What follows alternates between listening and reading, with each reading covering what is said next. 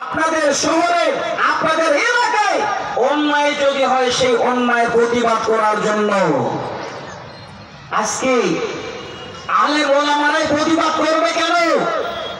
আলেম ওলামাদের দ্বারা শুধু প্রতিবাদ হবে কেন? প্রতিবাদ হবে আপনাদের মতো যুবকেরা। আপনারা যুবক সমাজ তৈরি করেন, এই সমাজটাকে বাঁচাবার জন্য তৈরি হন। যদি আমাদের সমাজে অন্যায় হয়, অন্যায়ের প্রতিবাদ যুবকেরা আমরা করব। সঠিক যদি বিচার না হয়, যুবকেরা আমরা আবার সেই জায়গায় বিচার চাইব। এলাকায় যদি কেউ অন্যায় করে কোরআন এবং সুন্নাহর বিরোধিতা চলতে চায়, তার সঠিক বিচার করে কি করে ফিরিয়ে নিয়ে আসা যায় তার ব্যবস্থা আমরা করব ইনশাআল্লাহ। দেখবেন এই সমাজ আস্তে আস্তে অনেক পরিবর্তন হয়ে যাবে। আমার কাছে একটা আখবারের কাগজ আছে, হয়তো আপনারা কোনোদিন পড়েছেন। এই রকমের সমাজ কায়েম করতে চান, যদি সমাজের ভিতরে বিয়ে শাদীতে কোন রকমের এই রকমের ছেলের বাবা জাহেজ নিতে চায়, যদি জাহেজ নিতে চায়, তাহলে আপনারা সমাজের লোক দাঁড়ান, এলাকার আলেম ওলামারা তৈরি হন।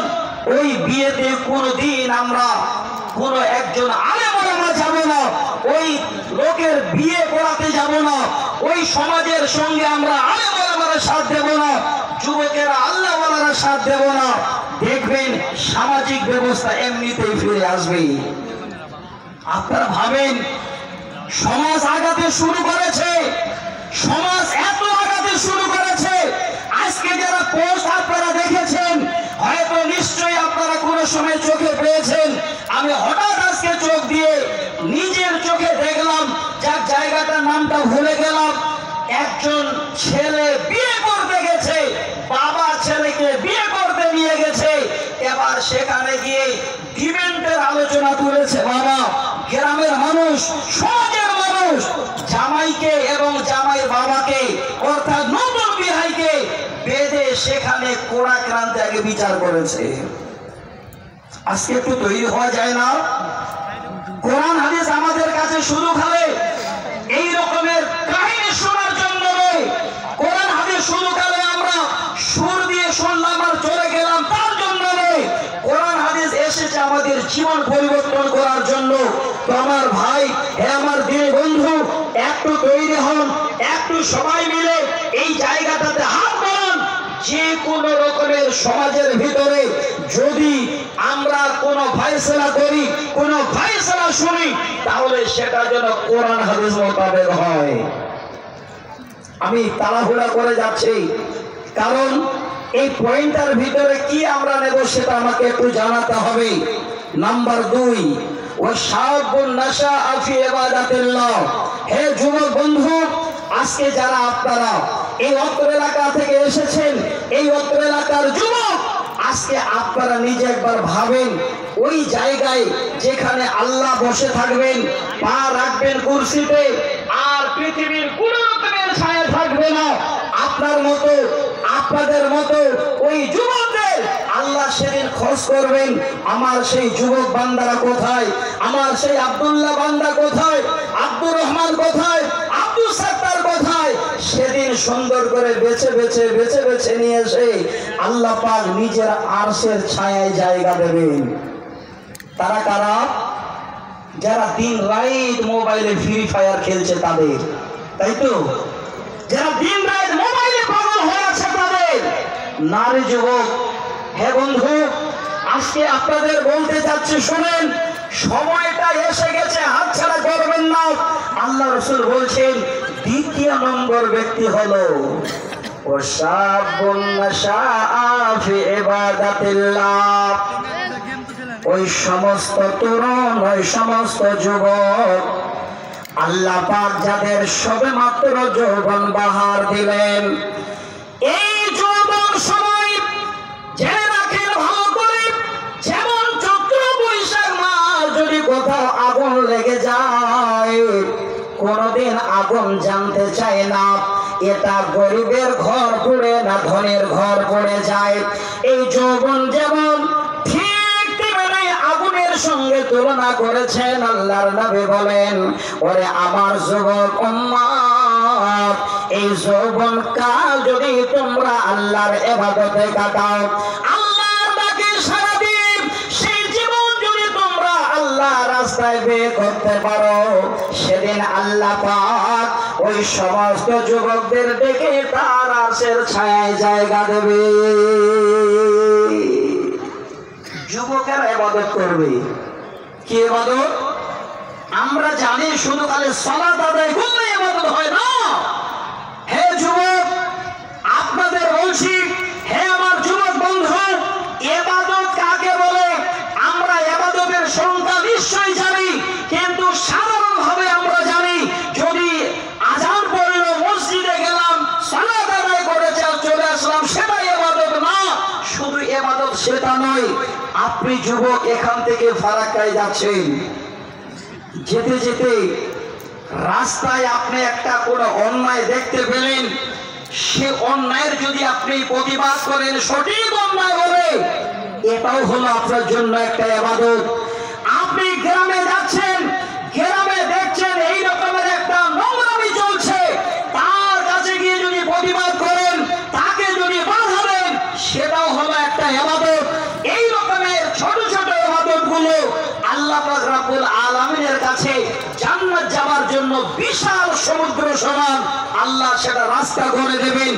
আপনার গ্রামের একটা পরিবারে দেখছেন, সে যেন আল্লাহকে ভুলে গেছে, আল্লাহ রাসূলকে ভুলে গেছে, যেখানে সেখানে সে রাস্তায় মাতাল হয়ে পড়ে আছে। ওই মাতালকে আপনারা বুঝান, তাকে সুন্দর করে নিয়ে সমাজের কাছে নিয়ে আসেন, সামাজিক ব্যবস্থা সঠিক রেখে তারে সুন্দর করে ফিরিয়ে নিয়ে আসেন। এটাও হলো একটা ইবাদত। কিন্তু আজকে দুঃখের বিষয়, আমরা যদি দেখছি তো আমরা দেখে থেকে যাচ্ছি, বাবা তুই কি করবি কর, তোর পিছনে আমাদের লেগে কোনো লাভ নেই। কে বললো লাভ নেই?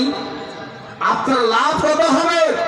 আপনি সেই লাভের অঙ্ক টাকা দিয়ে পাবেন না। সেদিন আপনাকে আল্লাহ পাক ডেকে নেবেন আর বলবেন, বান্দা এই সময়টা তোমাকে দিয়েছিলাম, এই সময় তুমি গ্রামের অন্যায়ের প্রতিবাদ করেছিলে, এই সময় তুমি তোমার পাড়া প্রতিবেশীদের পাশে দাঁড়িয়েছিলে, যারা দুঃখে ছিল তাদের পাশে দাঁড়িয়েছিলে, যারা গুমরা রাস্তায় গিয়েছিল তাদের পথ ফেরার জন্য তুমি হেঁটেছিলে। এটাই হলো তোমার ইবাদত আমার কাছে। এই সময়টা তোমার কাছে এত দামি, আয় বান্দা আমি তোর জন্য জায়গা করে রেখেছি। সেদিন আল্লাহ নিজেই সুন্দর করে আরশের ছায়া নিচে জায়গা দেবেন।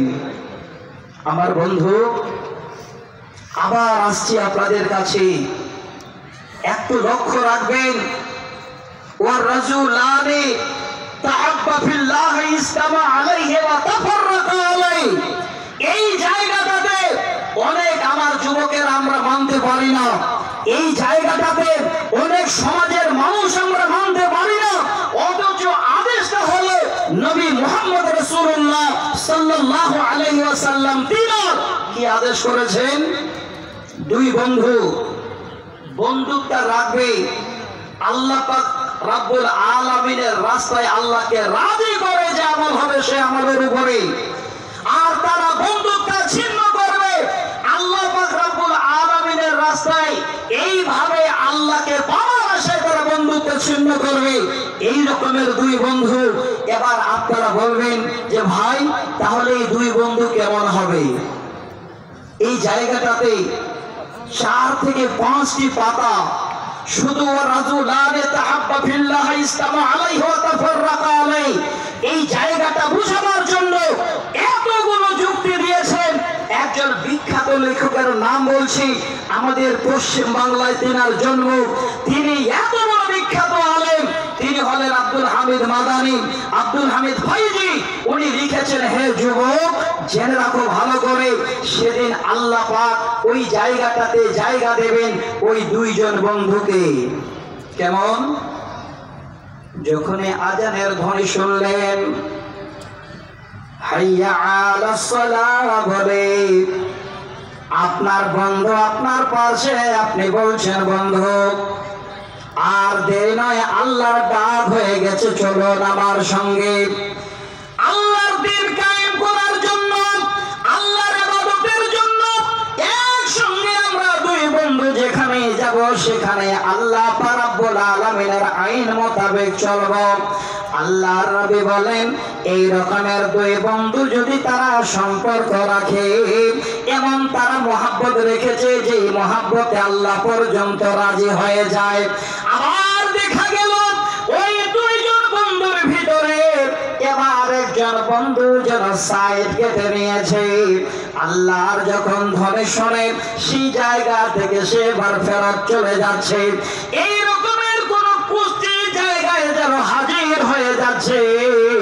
ওই আল্লাহর বান্দা যদি বলে ওরে আমার বন্ধু, ওরে আমার দোস্ত, আমি আর তোমার সঙ্গী জীবনের বন্ধুত্ব রাখতে পারলাম না, আল্লাহর ওয়াস্তে আমি যেন তোমার সঙ্গে আল্লাহকে রাজি করার জন্য তোমার সঙ্গে সম্পর্ক বিচ্ছেদ করে নেব। দেখেন ভালো করে এই জায়গাটাতে কি না জ্ঞান দিলেন আল্লাহর নবী ছোট একটা শব্দের ভিতরে, তাহাব্বা ফিল্লাহি ইসতামা আলাইহি ওয়া তাফাররাকা আলাইহি। বন্ধুত্ব একসঙ্গে আল্লাহর মহব্বতে যারা জড়িত হবে এবং আল্লাহর মহব্বতে যারা বন্ধুত্ব ছিন্ন করবে, আল্লাহ পাক সেদিন আরশের ছায়া নিচে সুন্দর জায়গা দেবে।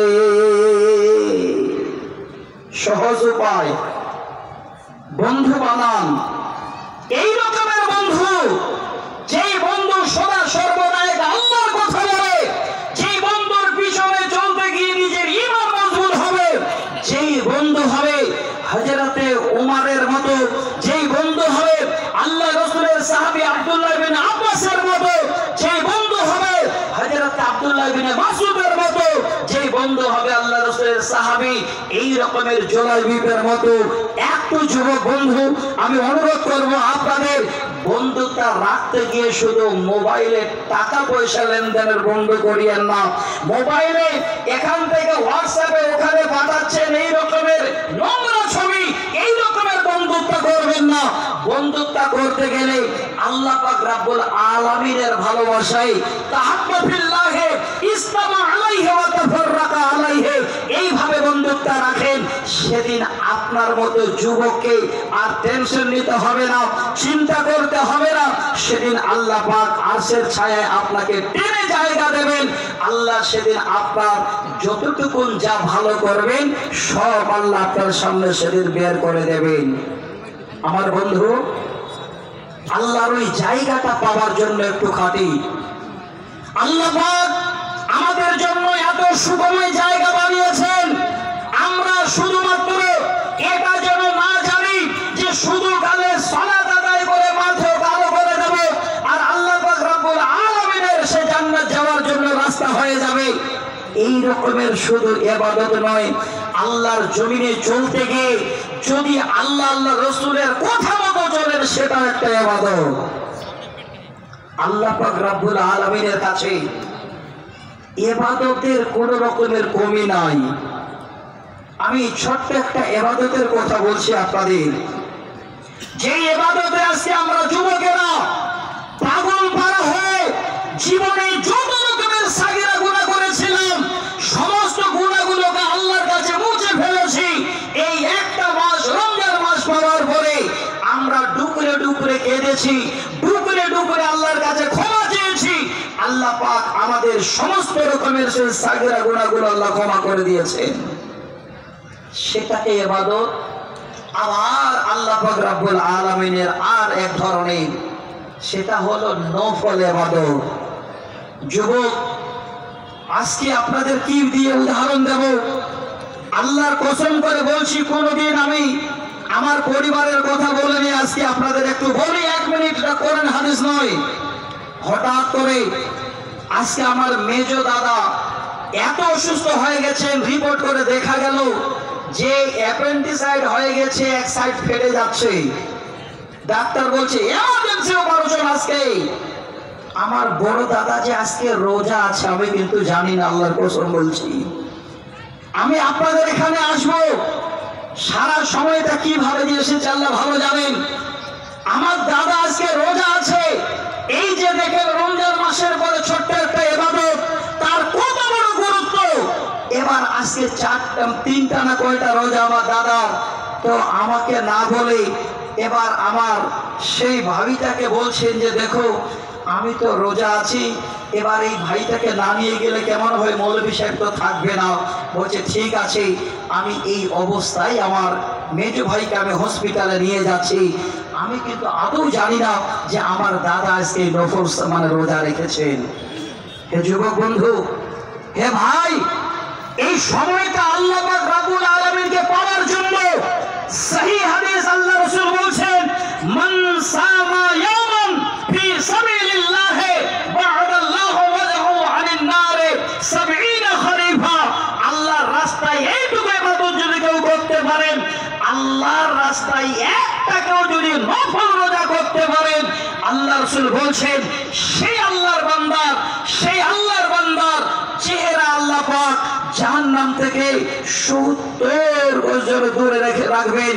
এই রকমের আল্লাহ রাসূল বলছেন যে এই রকমের জাহান্নাম থেকে তার চেহারাটাকে আল্লাহ দূরে করে দেবেন। তো একটা রোজা যদি আমরা রাখি, এটাও হলো একটা ইবাদত। তো আজকে যেটা বলতে চাচ্ছিলাম, ওই জায়গাটা আমার যুবক বন্ধুদের, আমার মনে হয় এই যুবকদের এই ইবাদতে বলা যাবে না, আমার যুবক ভাইরা এই জায়গায় হাত বাড়াতে পারবে না।